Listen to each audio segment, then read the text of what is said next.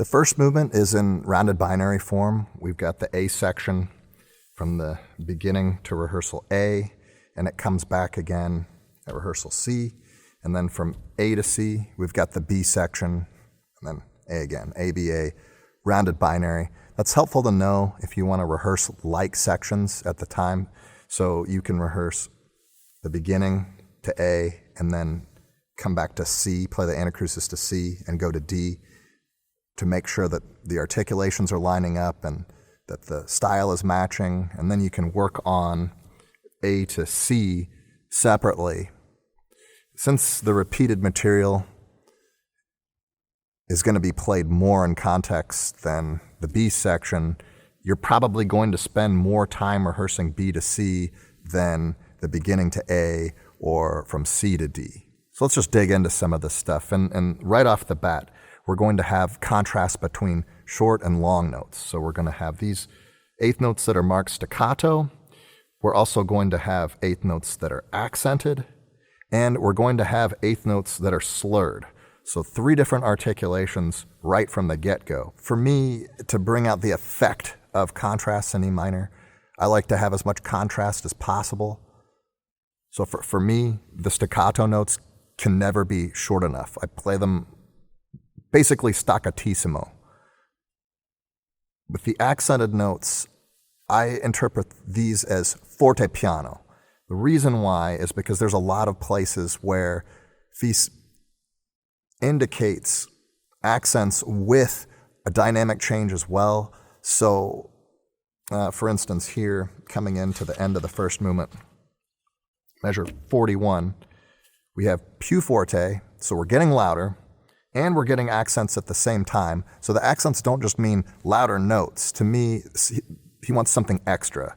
So I tend to just really give it heavy articulation at the beginning, create almost a fortepiano effect.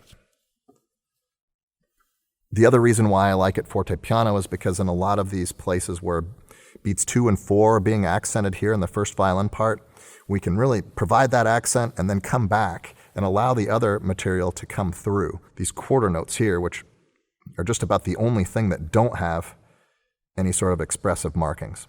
It also really helps to bring out the bass line here, which is important in this circle of fifths progression that we have set up. It just helps with your balance, and that's why I interpret it that way. And then, of course, the slurs are going to be legato, and just making sure that they're both equal length, that we don't cut the second one short, and that we have our bow on the string and really have the weight down. So an exercise that we can do is we can just play straight eighth notes, and we can play the staccato eighth notes just on open D, just D, D, D, D, and play whatever note length that you want to give it. I'm going to play short and off the string, but you do you.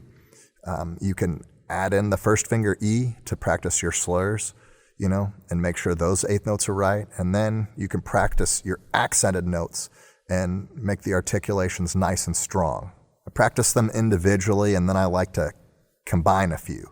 Maybe 2 staccato, 2 slurred, 2 accented, and sort of in a 3/4 meter that way. Or you can do a measure of staccato, a measure of slurs, a measure of accented notes. Throw them in there, combine them, and that's going to help them be able to play these in context. The other thing is, can you still play these expressive markings in the forte dynamic as indicated? And then can you still play short and still play slurred in mezzo piano? And then back to forte. So when you're practicing the different articulations, different expressions that we have here, see if you can adjust the dynamic level between forte and mezzo piano and make sure that they can make the expressions the same, only the volume should be different. Here in measure 5, there's a rest on beat 3 for everyone but the low strings.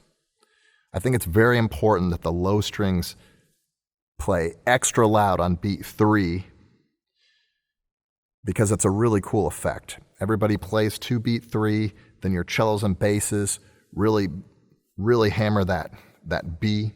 To do that, we need to make sure that they're playing with a lot of weight on the bow and that they're playing in an appropriate bowing lane. probably bowing lane 2. Now, what do I mean by bowling lane? And what do these numbers mean? Well, it's just the system that I use to tell my students where to play. So I say, okay, if you're playing right on the bridge, that's going to be bowling lane 0. And if you're playing right where the fingerboard intersects the string, that's going to be bowling lane 5. So bowling lane 3 is like right in the middle of that. And then in between the middle and the fingerboard, that's going to be where bowling lane 4 is. And then in between the middle and the bridge, that's where bowling lane 2 is. And bowling lane 2 is where I'm going to have my low strings play on beat 3 to really punch that B and make sure that they're very present to fill up that negative space that's created by the rest in the violins and violas. If bowling lane 2 doesn't work out and you need even more sound, maybe try bowling lane 1.5. But you definitely shouldn't have cellos and basses playing over the fingerboard. That's definitely not going to give you the sound that you want. Here in measure 7, we start to get our first bit of shifting. I definitely recommend half position for violas here to play 3-2-1 in half position. Not a big fan of the 1-to-1 slide. I don't think that's going to be the move for your orchestra, so half position is going to work out. Stay in half position here on the A string too. I think that's going to be a much better fingering to play those B naturals to B flats. In your first violin section, I would shift as early as this E here. I wouldn't wait until the D to shift, and I would definitely stick around in third position until the F sharp, shifting back on the F sharp on the E string here. I think that's a better fingering. For me, I like to set up these fingerings a little earlier to establish the pitch, but you do what's best for your first violin section here. I just think it's going to be much more consistent to be able to already be in third position and to get that fourth finger down for the G and then cross strings fourth finger down for the high D instead of doing second finger G and then shifting up for fourth finger.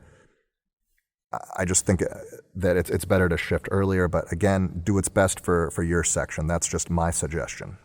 In measure 8, we have some second position stuff, maybe third position stuff here in the cello part, depending on how you want to finger this.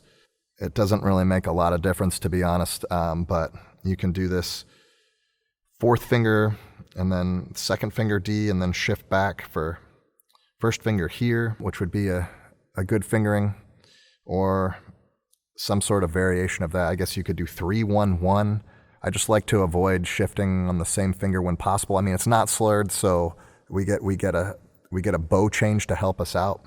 I guess it's up to down bow. We get a bow change to help us out, but that's, second position I think would work better for some players, but again, your mileage may vary and do what's best for your cello section. I think the important thing here is that there's 10 beats of rest, 2.5 measures before the cellos come in.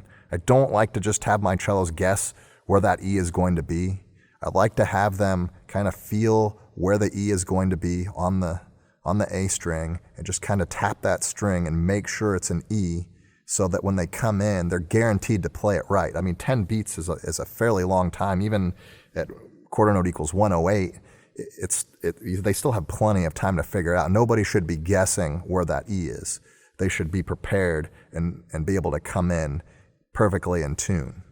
At rehearsal A, we have the start of the B section, and I really like the B section because it reminds me of a 1970s spy movie.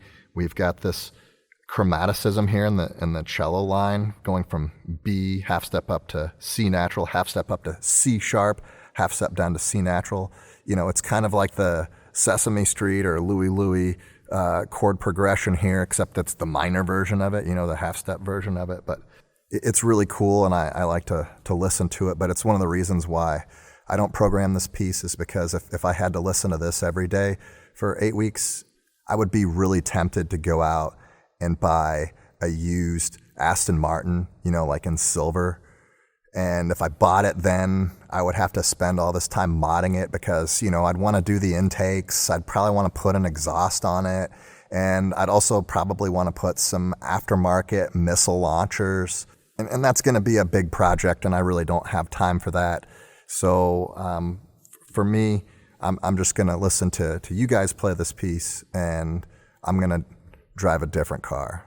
In this section, though, I think it's very important to bring out the crescendos and decrescendos as we come up and emphasize the dissonance here with the C sharp, and then come back. Same thing in the next phrase, emphasize the dissonance and come back to really get these 2-bar phrases before this 4-bar phrase here coming into rehearsal B. At rehearsal B, we have the same sort of effect here. Crescendo, decrescendo, really bring out those C sharps, lean into those C sharps, and then come back, bring out the C sharps and come back.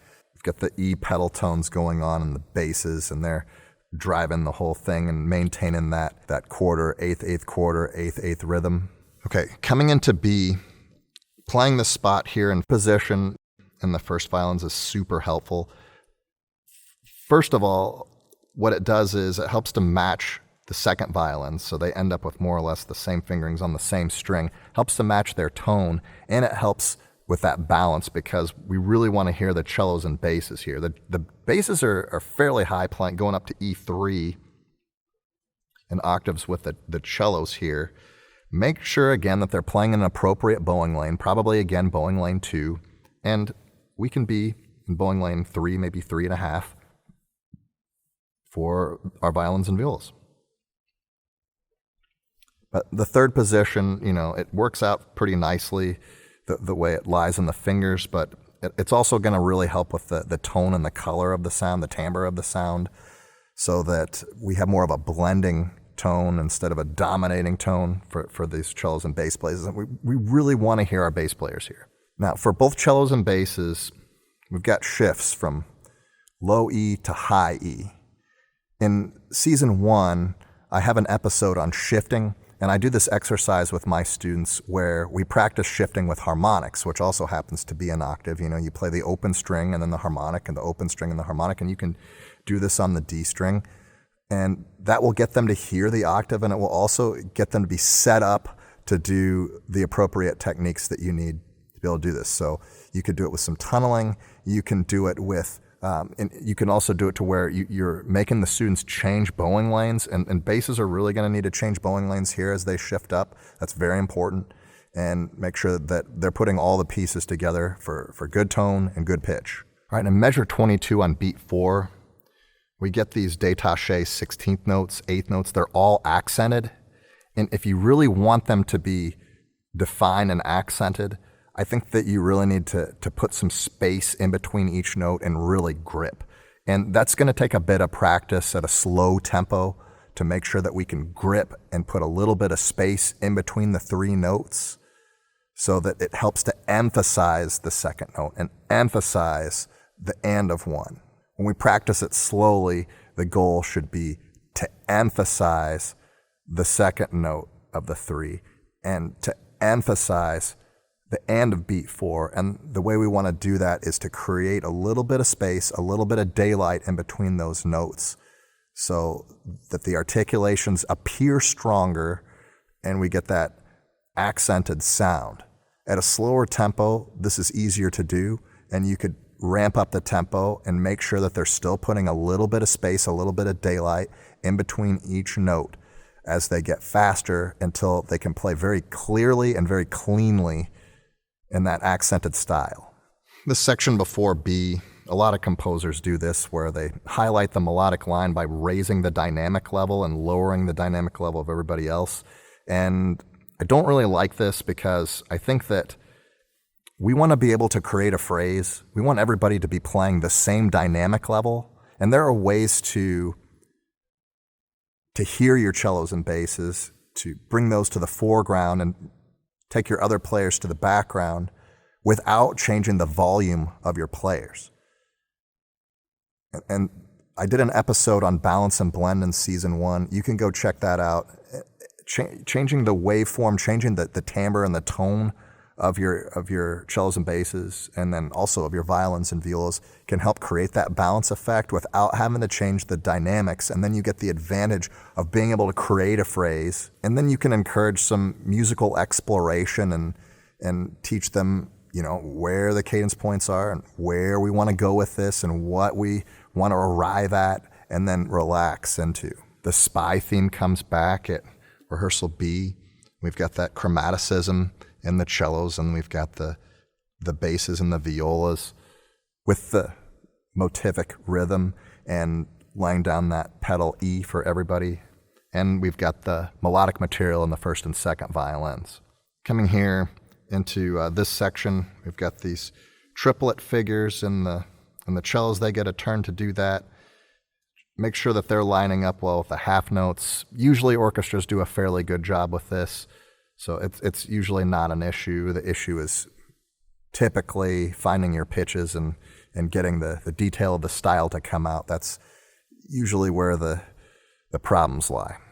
Okay, we've got the spy theme that comes back here. This time, though, the basses are just playing half note E's, and the violas continue to play their motor rhythm here. That eventually takes us back to the A theme again at rehearsal C, where we have the short notes and the long notes and the forte to the mezzo piano back to the forte, and it should be played the same way as you played it at the beginning. So whatever bowings that you decided to use there, whatever style you decided to use, you should probably do the same thing at rehearsal C. At 41, we're told to play more loudly, and we get a slow down here into a fermata.